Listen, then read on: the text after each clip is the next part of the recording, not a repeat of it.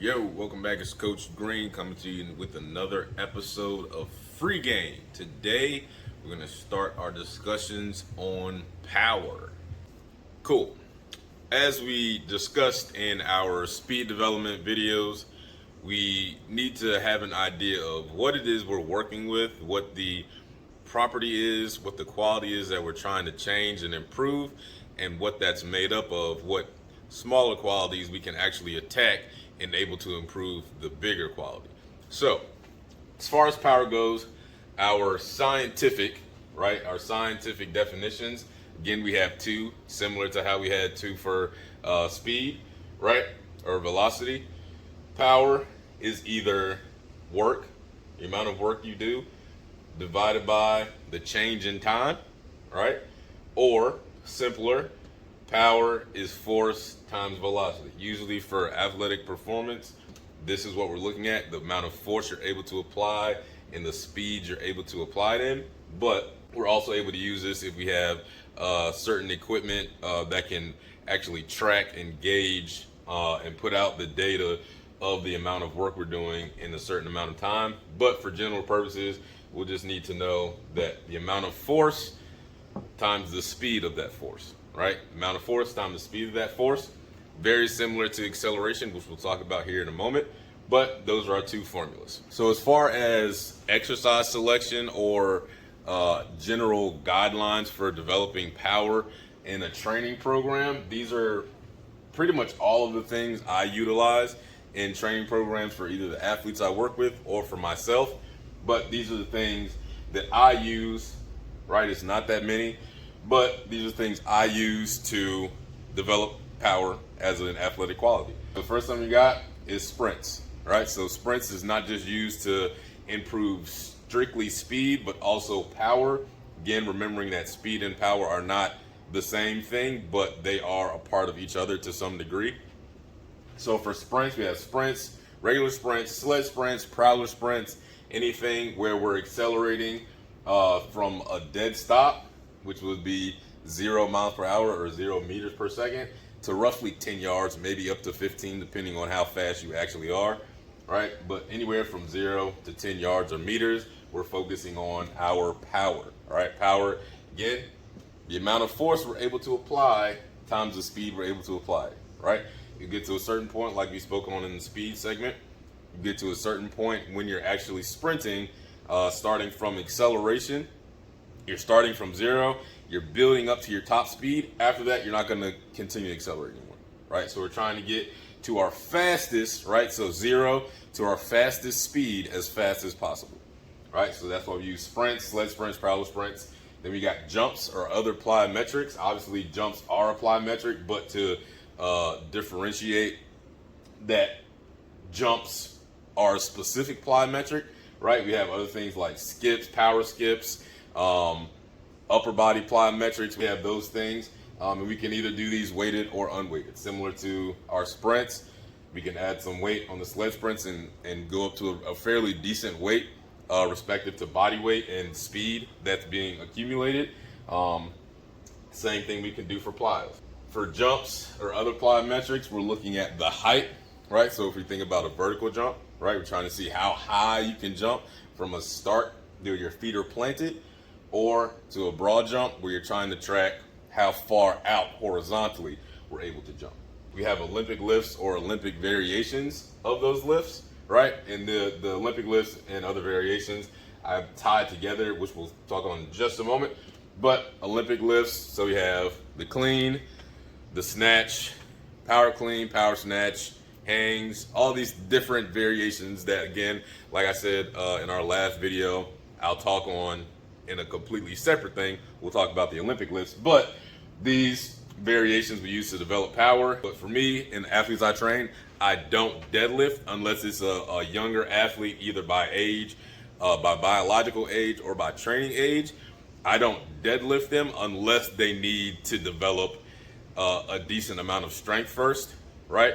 If they're able to generate a decent amount of strength, or if they already have a decent amount of strength or body mass, muscle mass, right, then I stay away from deadlifts. But the primary power output exercises that I use are based in the Olympic lifts to some degree. Not everybody uses the full Olympic lifts or a variation, but if it's a weighted jump with a straight bar, I would consider that an Olympic lifting variation. And then we also have squats, right?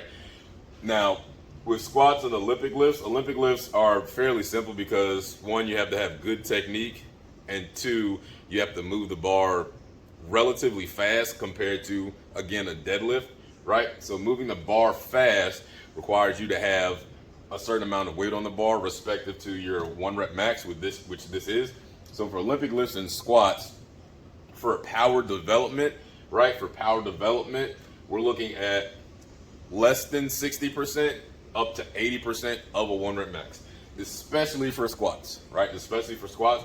Obviously, Olympic lifting, 100% 1 rep max, you're still putting out a good amount of power, right? It'll probably be a little bit slower and it won't be as explosive off of the ground or to the different positions, but still, generally speaking, less than 60 to 80% of your 1 rep max for these two movements to develop power. This is all about developing and improving athleticism. Not just using it, right? But developing it, increasing it, enhancing it, so we're able to use the qualities we're developing in an actual sport or other training method. Then the last thing, and again, these are the general things. Obviously, there are other things like bench press and things like that that will fall into this category. But for the most part, for developing full body power, we have medicine ball launches, and a lot of people call them throws, but I like to use words that will elicit the desired result. So if you think about a throw, just the word itself doesn't sound that explosive to me, right? So for myself and the athletes I train, I prefer to use the word launches because that will, in your mind, you'll think about, a rocket ship or a train, something like that, where a lot of power is being produced really fast, really explosively. So medicine ball launches, whether it's a vertical launch, a horizontal launch, whatever it may be. And for these, we use, again, distance, right? If we're throwing horizontally or, either forward or backward or to the side, even if somebody throws a medicine ball vertically, I'm obviously not going to be able to gauge how high the ball went, right? So for vertical launches, I test or track the hang time of how high the ball is given whatever size medicine ball it is, usually 10 to 15 pounds, sometimes 20, depending on who it is, if it's a higher level athlete in college or anything like that.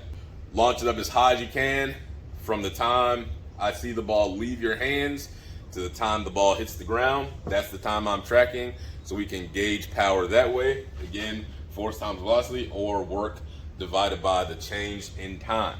So that's power, essentially. That's how I train power. That's how I look at power. That's how we develop power athletically with improvement in mind, and we go from there. So last thing I will say, and this is both for all the qualities we're going to talk about as far as athletic development goes: speed, power, strength, more so speed and power, right? More so speed and power. We can't develop, right? We can't improve speed or power in the presence of fatigue, right? So if you go back to the previous video where we were talking about speed, and for every 10 meters, take at least a 60-second rest, roughly, right? If we look at that, we can't improve our speed if we're tired. You can run fast still, but you're not going to be able to improve it. And that's the whole purpose of training, of developing your athletic skills, is to improve. So again, we can't improve speed or power in a state or in the presence of fatigue. So for example, if we're looking at a sprint, a sled sprint, power sprint, whatever, or even a jump, if we're trying to improve those things and our heart rate's super high, if we're out of breath, if we're sweating profusely, we're in a state of fatigue, right? Once that happens, you'll either have to take a much longer rest to repeat that, or you're gonna have to stop. So obviously you don't want to do those things, keeping in mind that there are a certain number of reps and sets and things that we're going to do. But if we're already tired, it's going to be really hard to repeat and improve on the things we're already working on. Also, keep in mind that not every training session you're going to get better. There are going to be days where you're doing a sprint and you're taking the appropriate amount of rest, all that. Your times might not be going down, or they might be getting worse. But as long as we keep in mind that this is a longer process than just day to day, right? Keep that in mind. We're going to be okay. Last thing for real this time, all of these, this is where we start getting into the actual lifting portion of our training. So the chart I use to select sets and reps for developing power specifically, since now we're getting into our weight room work or our more resisted things where we're focusing on smaller qualities outside of global athleticism, right, is Prilipin's chart. So basically, if we're looking at weight room lifts or even medicine ball work, to develop power 60 to 80%, right, or less than 60 to 80%, we're looking at 3, maybe 5 sets of 3 to 6 reps, right? 3, maximum of 5 sets to 3 to 6 reps for these movements. So we're not doing, again, a ton of work similar to our straight speed work or our sprint work. We're not doing a ton of sets and reps where we're going to, again, increase fatigue, increase the risk of injury, and we're able to still put in a decent, or not decent, put in a really good amount of work, quality work, where we're able to improve that quality.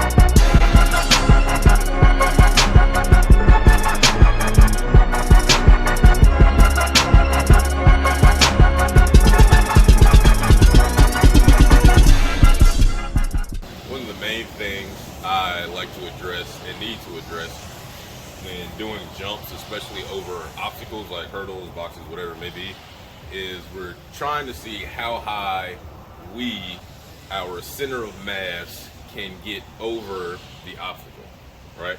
We're not trying to see how high we can pull our knees up. So jumping as high as you can and then pulling your knees up to your chest, you're still not jumping that high, right? You're just pulling your knees up, which gives your feet more clearance. So obviously jumping over an obstacle, you're gonna have to pull your feet up at some point, right? Especially if we're trying to improve that ability, jumping as high as we can. But your knees shouldn't be coming up to your chest. You shouldn't be hunched over at the top of the jump or at the peak of that jump. We should be jumping with decent amount of clearance, right? 1, under our feet, and then 2, between our knees and our chest. Does that make sense? So keeping that in mind, obviously the last jumps I did, my knees were coming up a good amount higher than they were normally, but they weren't coming up to the point where I was starting to hunch over, bend at the waist a ton. My knees obviously were coming up to get clearance from my feet, but there was still a good amount of clearance between my feet and the hurdle. So I technically didn't need to pull my knees up that high, right? But just for assurance purposes of not knocking it over and having to reset the hurdles, pulling the knees up higher so there is extra clearance, go straight into the next jump, which is the second point that I like to stress. When getting over a hurdle, depending on what type of jumps you're doing, right, we want to, again, looking at our formula for power, we want to produce as much power, or as much force rather, produce as much force in the shortest amount of time possible.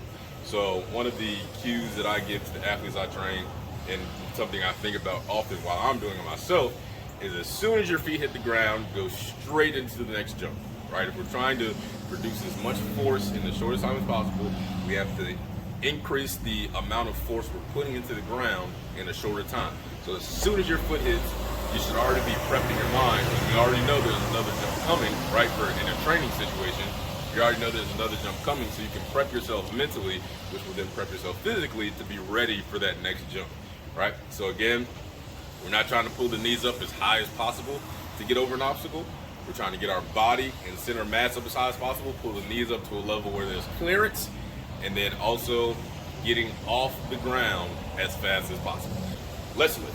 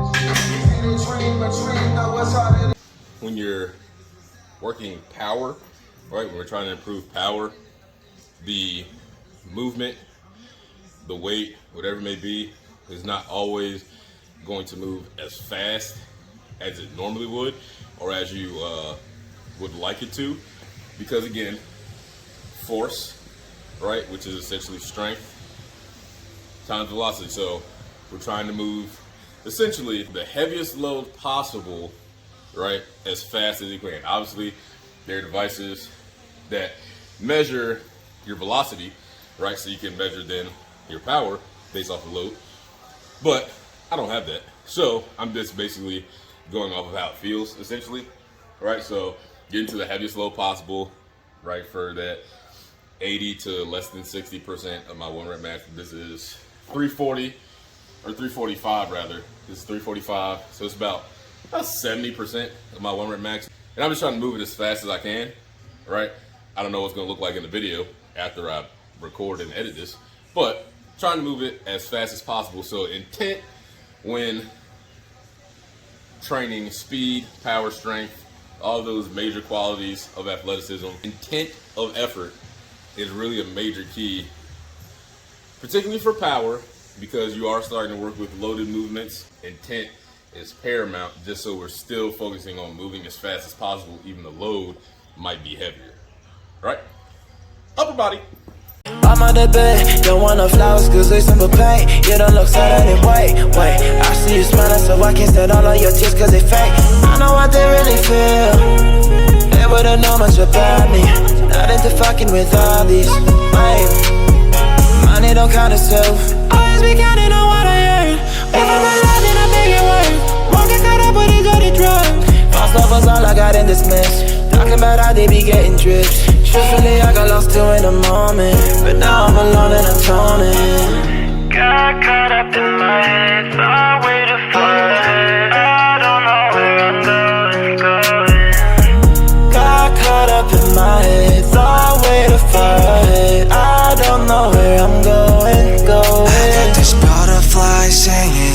mind. I'm far from lying, my reminisce fading in my life. I'm only tired. All right, so that concludes today's training session. We just started our discussion on power and all that encompasses power and how to train it. Next episode, we'll talk about foot and hand placement and the importance of it. Some lifting variations or alternatives for if you're not super familiar or have somebody available to train you on particular movements. And then we'll talk about some upper body plyometrics. But for today, that is all. Comment, like, subscribe, and share. See you next time.